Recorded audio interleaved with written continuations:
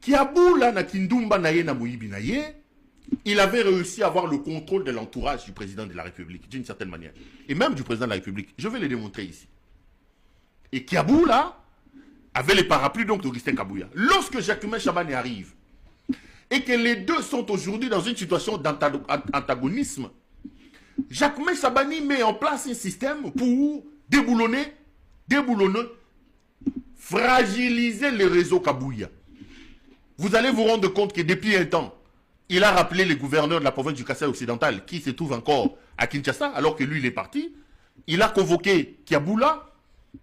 J'ai vu Yé Kabouya crier, utiliser même des voyous comme des Zakari Bababois, c'est contre Jacquemain Chabani. Donc, c'est une guerre des palais qui amène aujourd'hui Augustin Kabouya et Jacquemain Chabani à s'affronter. Mais qu'est-ce qui va se passer maintenant avec Jacques Kiaboula? Chabani va comprendre que Kiaboula est un pion majeur dans les systèmes, dans les réseaux Kabouya. Il faut absolument les faire tomber. Mais c'est facile à faire tomber Kabouya. Et plutôt à faire tomber Kiaboula. Pourquoi? Parce que Kiaboula c'est un homme de dégâts. Kiaboula c'est un voleur. Kiaboula c'est un bandit. Kiaboula détourne tous les jours des dizaines de millions de dollars. Je parle de millions de dollars. Il a signé un contrat de 17 ans avec des Chinois pour récupérer tout l'argent des péages. Il a cassé des péages provinciaux. Il a mis ses copines dans des péages et tout l'argent rentre chez lui. Donc c'est quelqu'un qui vole les cathodes, qui vole ceci. C'est un bandit, un arrogant. Donc pour Jacquemain Chabani, ça a été facile. Et Jacques Kiaboula va offrir le bâton pour se faire battre. Lorsqu'il a fait son dernier discours, dans lequel j'ai diffusé ça ici aussi, il dit que la guerre que vous avez dans l'Est de la République, ce n'est pas Nanga, ce n'est pas Kabila. La guerre dans l'Est de la République, c'est avant tout et essentiellement les Rwandais, les Kabila et les autres. Jacquemain Chabani va sauter sur l'occasion. Parce que selon certaines indiscrétions avec lesquelles j'ai parlé, Kiaboula, lorsque Goma et Bukavu tombent, comme lui c'est un homme qui a l'habitude d'échanger des camps facilement, dans l'autre camp de Jacquemain Chabani, on l'accuse d'avoir pris contact avec Corneille Nangaa. On dit qu'ils ont des preuves. Dans la tumulte qui a suivi la chute de la ville de Goma et la ville de Bukavu, Jacques Kiaboula, selon Jacquemain Chabani, aurait pris contact avec Corneille Nangaa parce qu'on savait qu'après Bukavu, ils allaient aller à Uvira, ça allait être Kalemi et Lubumbashi. Il s'est préparé déjà en se disant, bon, on ne sait jamais, il faut prendre contact. Jacquemain Chabani aurait eu toutes ces informations. Mais maintenant, Kiaboula va donner le bâton pour se faire battre. En réalité, convoquer Kiaboula pour ce qu'il a dit au cours de ce meeting paraît insignifiant. Parce qu'il y en a qui ont dit pire que Kiaboula. Plus récemment ici, vous avez un voyou comme Godem. Awa, il y a actualité actuelle. Il y a République démocratique du Congo. Nalandaki Bibi Kaping, il y a MMTV. Nalandaki Piolwa. Nalandi moi pro Kabila Belé. D'ailleurs, Congolais a conscient soutenir Kabila, c'est une malédiction. Qu'on soutenir Kabila, n'engue fumuto talobaki Kabila, tozoye bade. Mais quand même vous allez beaucoup de réponses les lots. Makamunino américain va donc ça pour la Kabila. Donc dans le dossier il y a maître Costa Moutama. L'Assemblée nationale a décidé de livrer Moutamba à la justice congolaise. Pourquoi? Bino Kamere Bakanga qui est micro a désactivé qui micro T. Micro Zala qui ouvert. Caméra Lobby, nous allons pousser ces petits à démissionner. Donc c'est un complot contre la République. Hein? Moutamba Zota Bango mal à l'aise. Même maman j'ai dit Tituluka.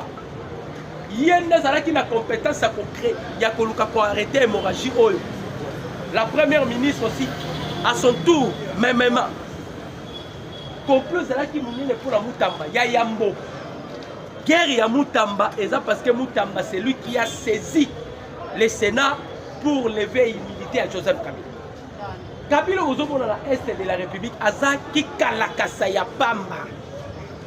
Dans le but, on peut ma solo, boye ba maïma, ba américain ba décider pour la Kabila. Comment yosa homme fort, mais tu es sous surveillance, il y a un trône américain. Tout est mouvement, aucun ne américain va repérer. Au son à bon. Bibika Pinga, Pierrot Loire, Congolais la information vous ne maîtrisez pas la géopolitique. Bon, et puis les cadets. Bon, tout n'a pas la bino Kagame a remis qu'on sanctionne M23. Kagame a lobby, bazo condamné violence à M23. Théâtre, non, aussi ça la théâtre. Dossier à Moutamba, conformément à l'article 166 alinéa 3. Qu'est dit l'article? Balobi, tout membre du gouvernement qui est chargé à la justice congolaise, à l'ocutus de l'Assemblée nationale, il est démissionnaire après 24 heures. Donc, Baï Congo, ceux qui vont monter lobby, Maître Constant Moutamba a démissionné et ça l'a dit non pas cité.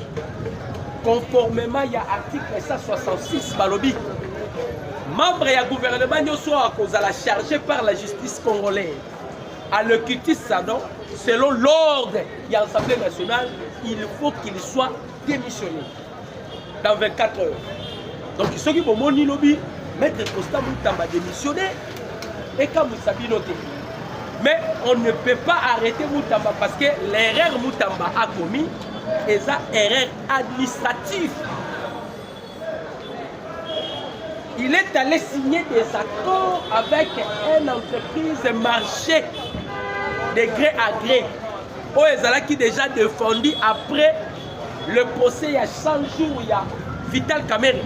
Le gouvernement congolais a décidé que toutes les entreprises, il y a portefeuille, ou les entreprises publiques ne peuvent en aucun jour signer des accords dans le marché de gré à gré. C'est ce que Moutamba a fait. Donc, c'est une erreur administrative qui n'est pas pénale, qui ne peut pas aussi être poursuivable. Mais pour le moment, on a un mécanicien, outrage à la magistrature. Outrage à la magistrature. Parce que on a touché l'intouchable. Je félicite d'abord Fumutoto Basango. Non, ceux qui sont dans les communicateurs, le rôle de Fumutoto attend 50 Bandeko. Congo et Kopema.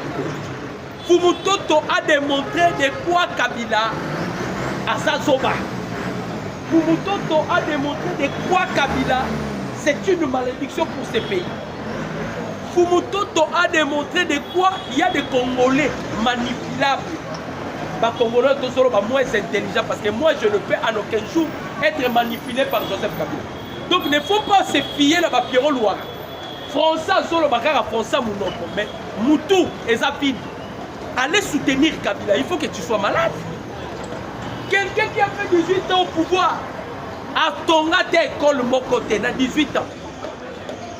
Kabila Bibi Namboka a un budget à 4 milliards de dollars américains avec des appuis budgétaires. 4 milliards avec des appuis budgétaires. Donc, si on a un budget qui est 2 milliards, Kabila a une réserve de chance, il y a 800 millions de dollars.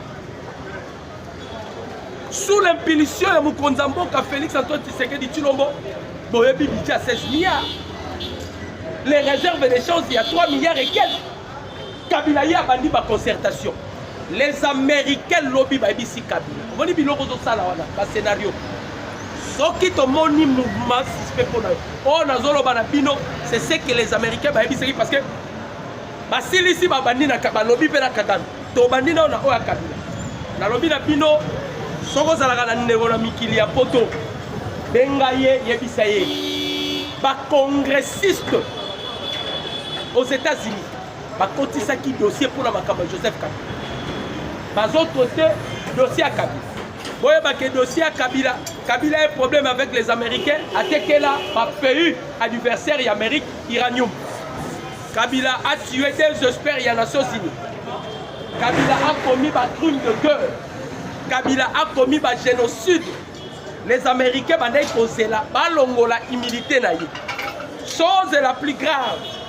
Kabila, au lieu d'aller se réfugier dans Rwanda, le rôle de Batoire, Kabila a fait encore l'erreur.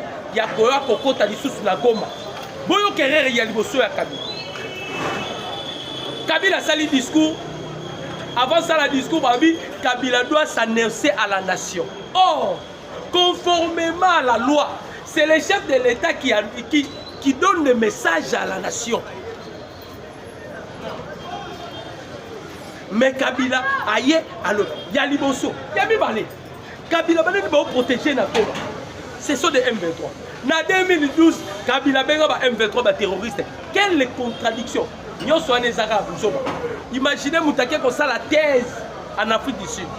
Or que thèse n'a kendaki akela ko tanga de criminologie ndenge na roya ko la pouvoir.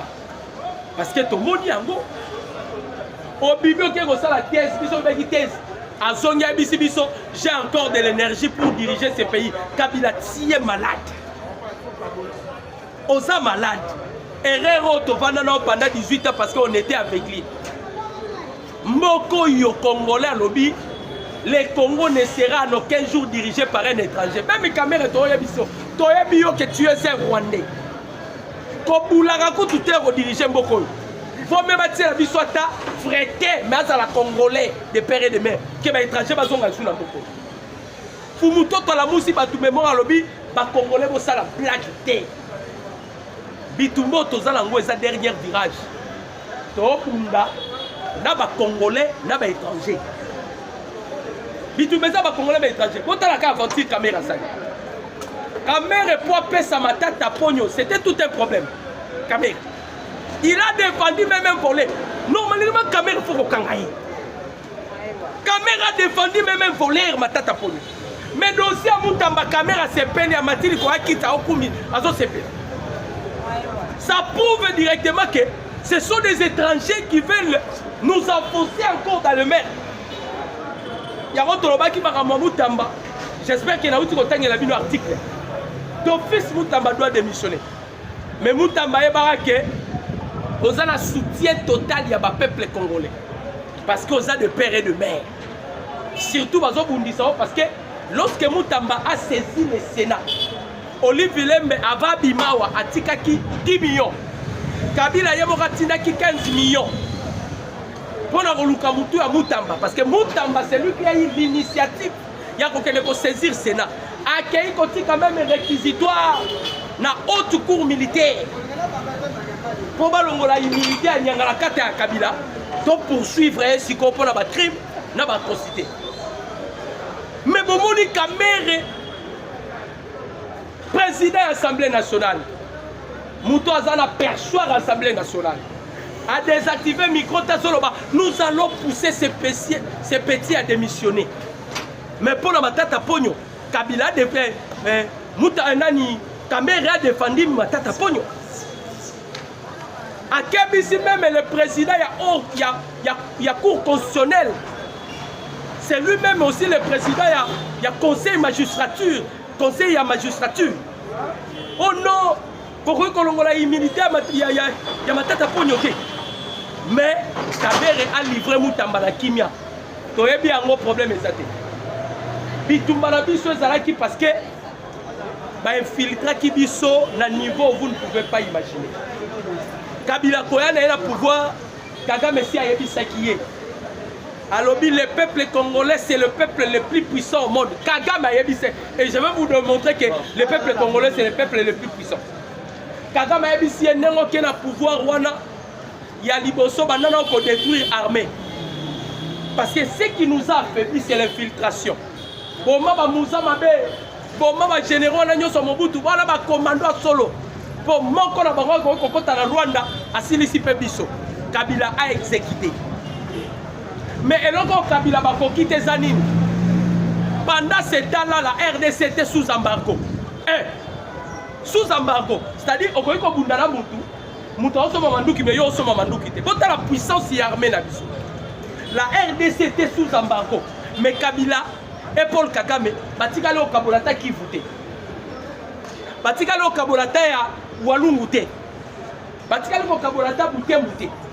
On était sous embargo mais to bundira bango to gérer bango balongoli biso embargo sous l'infiltration. Imaginez récemment awa un général ayibi mbongo baninga na ba soda ba pesi akene ko futa akimi akena simananga allez-y comprendre l'infiltration ayibi mbongo akimi na ngwa ke simananga degré ya infiltration oyo bolandi muyindo jangi ndenga lobi moyindo nzangi ayebisi ba wazalendo alobi devoir na pesi bino Kabila là la pongi na Goma te. Obi pourquoi lobi bongo parce que on nous a déjà informé. Kabila passe ses jours ou sa journée na Goma. Mais sera comme il a air à volala. Abimara la jeep na vitesse moko to kota Rwanda où vous ne pouvez pas imaginer. Yako kimba. Yo zamuta makasi la pena Goma. La Goma tonzima yo. Ayaka koti soka bima mbala momo Rwanda. Kagame ba-américain ba-ébicier, Monsieur Kagame. Semaine oyo, to bandane semaine à souka. Oh, faut signer l'accord. Mais yo o signé que bisoto ici déjà l'accord avec la République démocratique du Congo. Bandeko pour aller plus loin. Vous voyez que Kagame et Kabila zara na Goma, non? Kabila zo sala ba biloko na Goma. Mais les Américains ba pas ni pe balobi non. Mikolo mizali koya tozo procéder pour réfectionner l'aéroport de Goma. Comment nanga zakuna? Comment Kabila zakuna? Mais les Américains balobi bazolinga babanda ko réfectionner aéroport. Bande ko ba sénateur si ba votaki. Balobi ba nyonso ba commettre ba crime. Ba nyonso ba commettre ba violation. Ba nyonso ba commettre ba atrocité na est du pays. Tout le monde sera poursuivi par la justice. Ils ont saisi même la CPI. Yango bomoni Kabila bandi ba jeune ici to expliquer bino parce que zalaki na réunion zalaki na Rwanda. Objectif ya ba consultation ya Kabila. Kabila a créé leur moro sous forme de Silisigue. A Rozobaï M23 nyo so mema baro na Boudakan. Comme ça, les Congolais, Kabila mérite aussi sa guerre. Tous les sous PCA confiance. C'est ce que Kabila voulait faire. Ailleurs, mais Bertrand ici, on parle de Kabila, on a dit que l'on a l'icône en gâté. Yo, on a dit qu'il y a un biftec na yo. On a dit qu'il y a un biftec na yo, na Namibie. Ozo y a un biftec na yo, ozo tambola. Pendant 7 ans, biso toaki na Zamba. Obimi kaka ye mabo loko ma leader ndenge ni.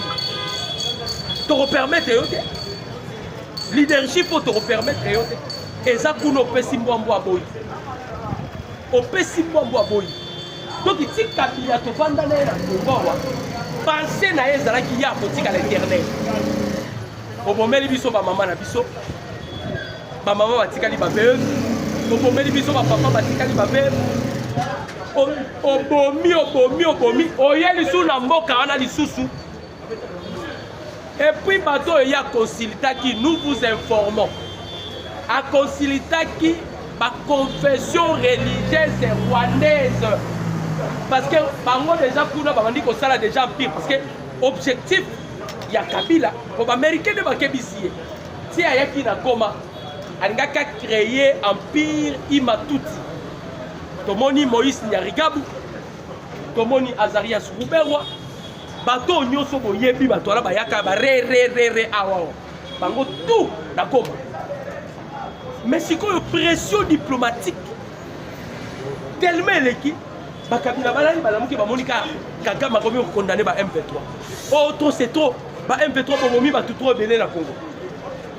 Bon ça dit parce que ye Kagame il voulait à tout prix pas blanchir rien, pas congoliser guerre, pas que non, guerre rwandaise pas congolais. La preuve, pour moi on a basango balobarango. oyo yo auto bima oyo Moussanya Mouss est rebelle. Alors bien non, le Congo sera balkanisé. Donc c'est Tshisekedi, il faut que le dialogue soit inclusif. Tout le monde peut l'engakoy. Batouana nyo sosi bakutana kina obasandu. Batouana nyo so bakutaki déjà na tabou mbeki. Batouana nyo so bakutana kina ba président africain. Les lots pour se rendre compte que la RDC est l'objet d'un complot international. Tous les 9 pays limitrophes de la République démocratique du Congo et contre le Congo. Kabila n'a créé qui Géwana. Azui Sassou a pessié, il l'a biso moko boye sa rapoto. Azui Sassou a pessié ce qui 40 carrés miniers. Azui Oyo Mouyiba Tabumbeki, un président qu'on a chassé à l'Assemblée nationale. A Telemi pas au pesa biso leçon morale. Azui a pessié ba carré minier. Azui Mouyiba Nigérien président Onayo Obasanjo. A pessié ba carré minier. Azui bango tout a pessié bango est du pays. Azui contrôle à est. Yesko il voulait à l'éternel. Kabila n'a pas su un jour Nzamba aussi citer un Congolais ou le rouler dans le pouvoir. Azala n'a calcul ou la tête. Voilà pourquoi devant les deux chambres, Kabila Télémi, Kabila Bissi Batou, je ne peux jamais vous dire au revoir. Je vous dis à bientôt.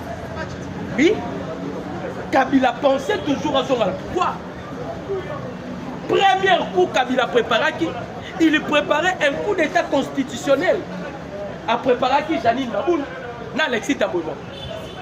Alexis dans le Sénat, Janine l'Assemblée. Bango Nyoso Baïba qui Tshisekedi après 3 mois photo bomaye. 3 mois et coquille. 6 mois et coquille. Tshisekedi a bandi ko déboulonné. Kabila Vandi a dit ah, il faut qu'il y ait autant en Afrique du Sud. Bapé Sangamae l'Indéni dans un coup d'état. Accueilli. Pourcentage de gens qui kuna soto ebisi bino na passe. À quel kuna à quel soso ba 15%. Ba ebisi ndenge sabo o kozonga lisusu te. Mais Kabila ayen lisusu. Après sinon ba sango mbongo. Tala mbongo ebele. Après si ba sango musala basala effort, il faut qu'il y ait un dialogue inclusif. Ce qui dialogue on est salami ba ko s'imposer. Comment on ba sango Batamboli yao Gaga ma pesi bango na mbongo basilisi ba bloqué ndenge kondo et Tshisekedi alobaka laissez-les partir, ils seront bloqués quelque part. Bazui blocage baye o chef de l'état ya babiso Tshisekedi abingana ya babino batamboli o Tshisekedi azo ya babiso te bazo baluka kaka donc bandeko ba congolais tozaki na bitumba makasi bitumba oyo soki tobandi koexplike bino ekozwa biso bataille ya batemps tolalaki pongi bato balalisaki biso pongi eza bamupe ya catholique ya senko surtout à Mongo ligne empereur Bokassa Chole deux fois tala kaka prêtre catholique baza deux fois Muteba miyibi na oyo ya SSC Eric Seng basalaki bloc batamboli basali ba démarche d'abord pour empêcher la résolution 2773 est en vigueur. Ce qui bateau bazaki pendant la besoin beaucoup émerger. Comment les prêtres catholiques vous êtes allés même aux États-Unis et heureusement bayamba bangote. Dans bayoki que il y a et ça a dit il me refait salama entre la République démocratique du Congo et les États-Unis. Bayoki na mato babé et vont protéger les Congolais. Babandi ko tambo parce que bango ambongo urgence muteba na donation chole pouvoir na bango za makila po tanga na est. Sont des vampires mamela makila. Pour makila so pala na est pour pesa bango makasi. Siko batali ndenge mukonzambo katamboli guerre na est kozana difficulté parce que guerre est aussi là. Bande ko ba congolais. Oh na so ebisa bino. Le président Félix Alobaki, il maîtrise la géopolitique. Mukonzambo kasi alatage la Mbapembe. Ba comprendre raté. A Tamboli de Oia jusqu'à Magasin. Après avoir beaucoup de vice-président des États-Unis d'Amérique, Gilles Vance. A Koutanina Bamérica sur la bango. Président Félix Aya Ebisi Bawa Bina Uti ko gagner bitumba.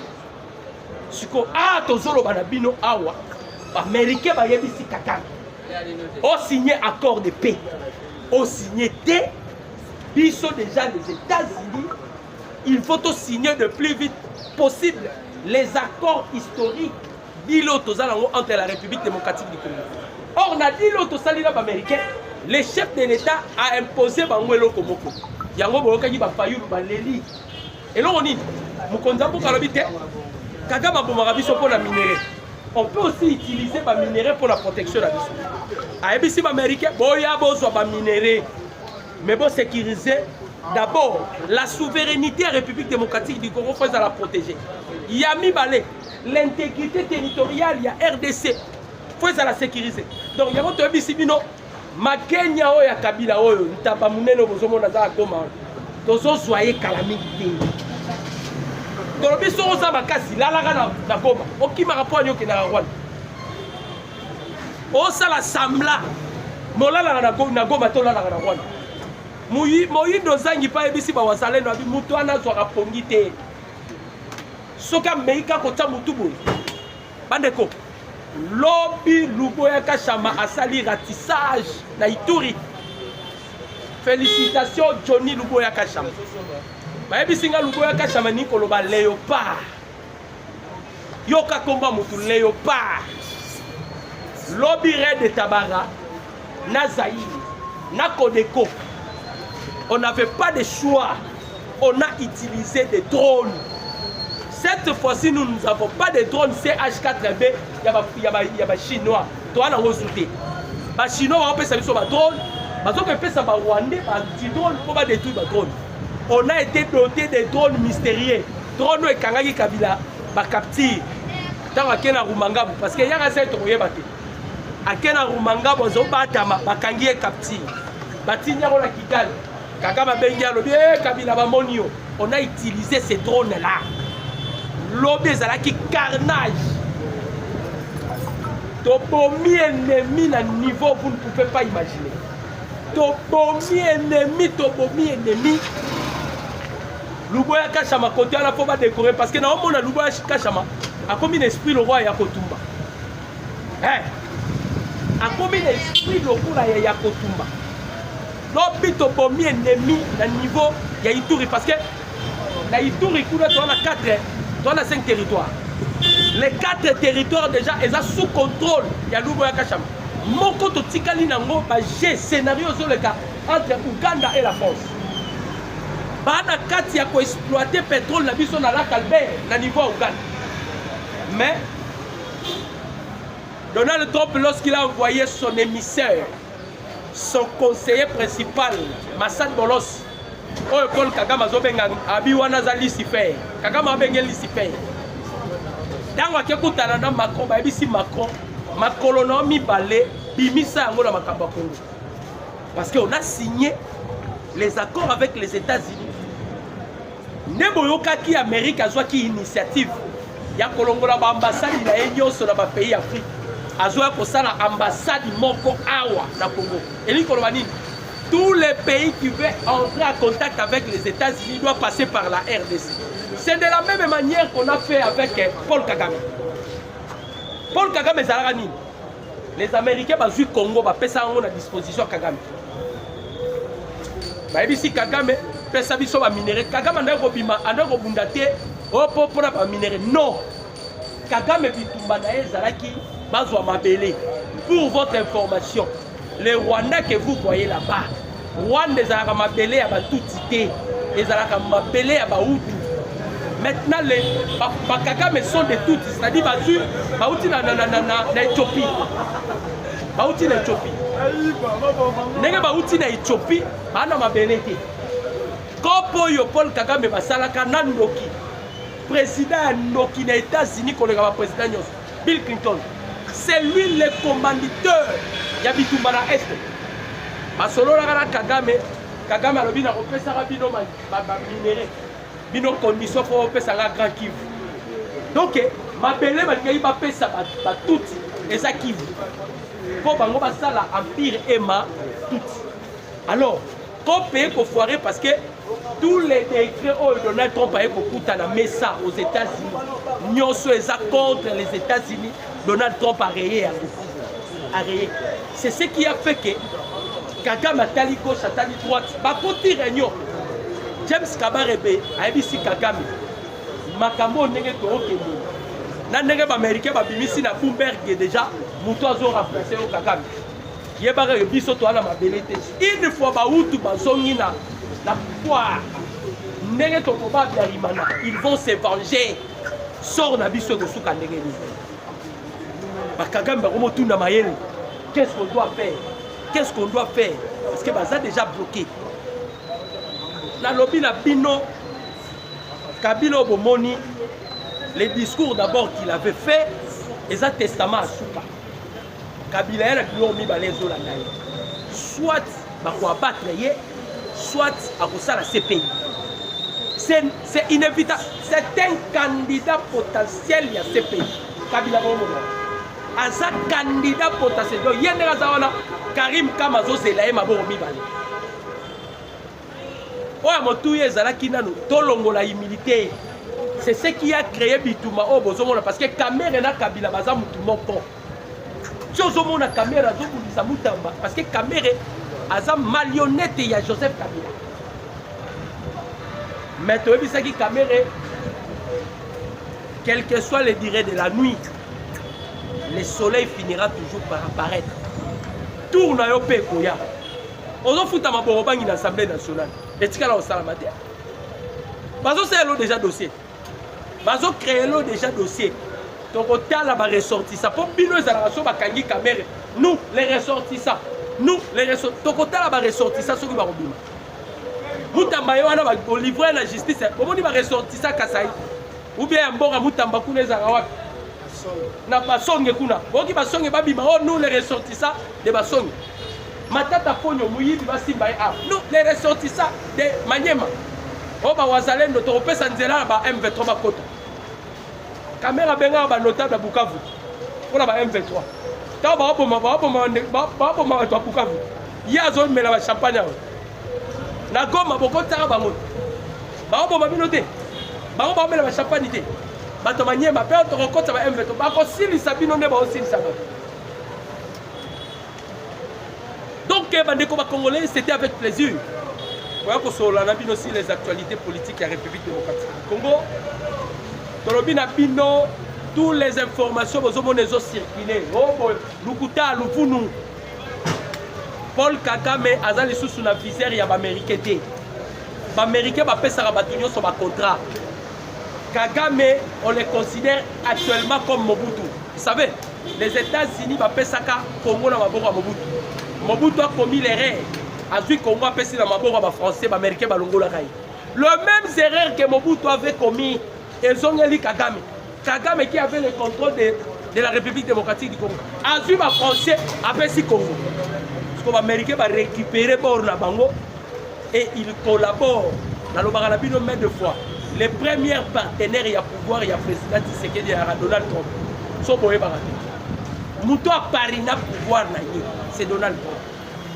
Et Donald Trump a signé un contrat il y a 500 milliards pour 15 ans.